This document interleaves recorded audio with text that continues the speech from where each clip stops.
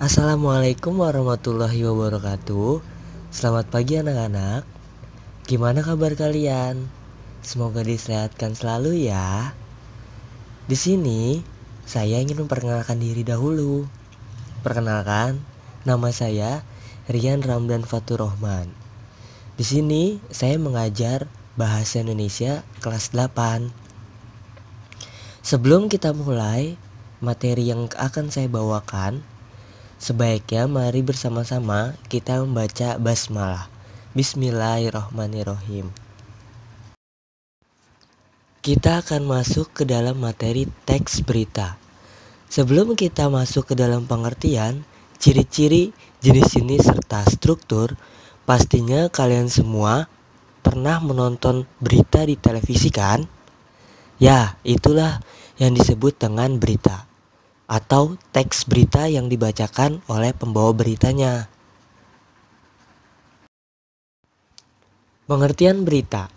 Teks berita merupakan salah satu teks yang mengandung beragam macam kejadian yang berlangsung di dunia yang dipublikasikan melalui beragam macam media seperti televisi, internet, radio, maupun koran.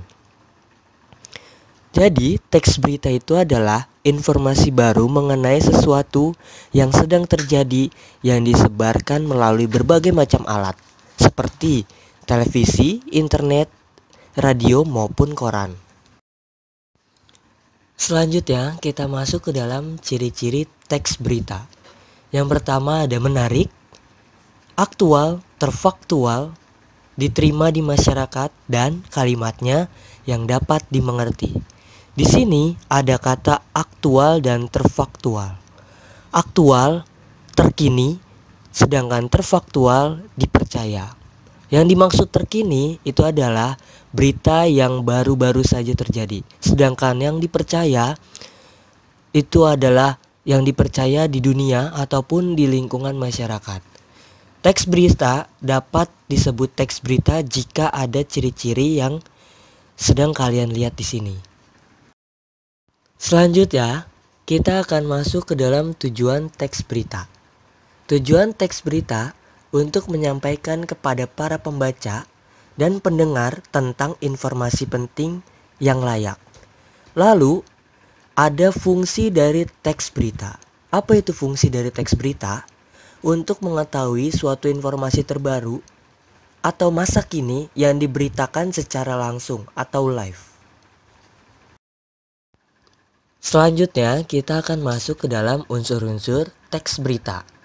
Di dalam unsur-unsur teks berita itu terdapat 5W plus 1H atau adik simba. Di dalam 5W plus 1H, yang pertama itu ada what, apa, who, siapa, when, kapan, where, di mana, why, mengapa, dan yang terakhir how, bagaimana.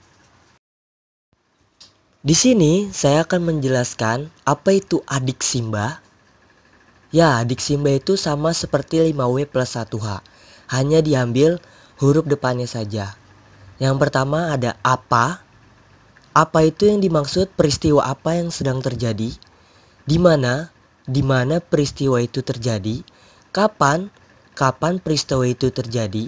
Siapa yang terlibat dalam peristiwa tersebut. Mengapa peristiwa itu terjadi. Dan yang terakhir adalah bagaimana peristiwa itu bisa terjadi. Itu adalah yang disebut dengan adik simba, sama seperti 5W plus 1H. Selanjutnya, kita akan masuk ke dalam struktur teks berita. Yang pertama, itu adalah orientasi teks berita. Orientasi merupakan pengenalan masalah atau hal apa yang akan dibahas dalam berita. Selanjutnya, itu adalah peristiwa, yang menceritakan tentang kejadian yang terdapat pada peristiwa atau hal yang ingin dibahas secara rinci dan berurutan. Selanjutnya adalah sumber berita. Sumber berita ini biasanya terletak di bagian awal atau akhir berita. Sekarang kita masuk ke dalam syarat-syarat yang harus dipenuhi dalam sebuah teks berita. Yang pertama ada faktual, aktual, netral, lengkap, sistematis, dan menarik. Faktual di sini adalah informasi yang diberitakan adalah peristiwa yang nyata terjadi. Lalu ada aktual, peristiwa yang masih hangat-hangatnya terjadi. Lalu ada netral, teks tidak boleh memihak kepada siapapun. Selanjutnya lengkap. Umumnya penyajian teks berita memiliki unsur adik simba atau ada apa, di mana, kapan, siapa, mengapa, dan bagaimana. Dan harus memenuhi struktur teks berita. Lalu ada sistematis, tata bahasa, cara penyajian dan susunannya harus berurutan agar jelas dan mudah dipahami pembaca. Nah, yang terakhir adalah menarik. Perlu menggunakan judul yang memikat, menggugah hati seseorang agar tertarik untuk membaca informasi yang hendak diberitakan. Itu adalah syarat-syarat yang harus dipenuhi dalam sebuah teks berita. Ini adalah langkah-langkah menyusun teks berita. Yang pertama, pastinya kalian harus menentukan topik berita apa yang ingin kalian tuliskan. Lalu selanjutnya, mengumpulkan bahan-bahan berita melalui peliputan, wawancara, ataupun pengamatan. Selanjutnya, menyusun berita dengan konsep adik simba atau 5W+1H. Lalu, menyusun kalimat-kalimat berita dengan bahasa yang singkat, padat, dan jelas. Lalu ada menyusun berita dengan memperhatikan keruntutan. Dan yang terakhir, mengoreksi kembali berita yang ditulis, isi berita dengan kenyataan yang sebenarnya harus sesuai. Nah, ini adalah langkah-langkah jika kalian ingin menyusun sebuah teks berita. Itu adalah penjelasan teks berita. Semoga kalian dapat mengerti atau memahami apa yang sudah saya jelaskan. Sampai bertemu di pertemuan selanjutnya.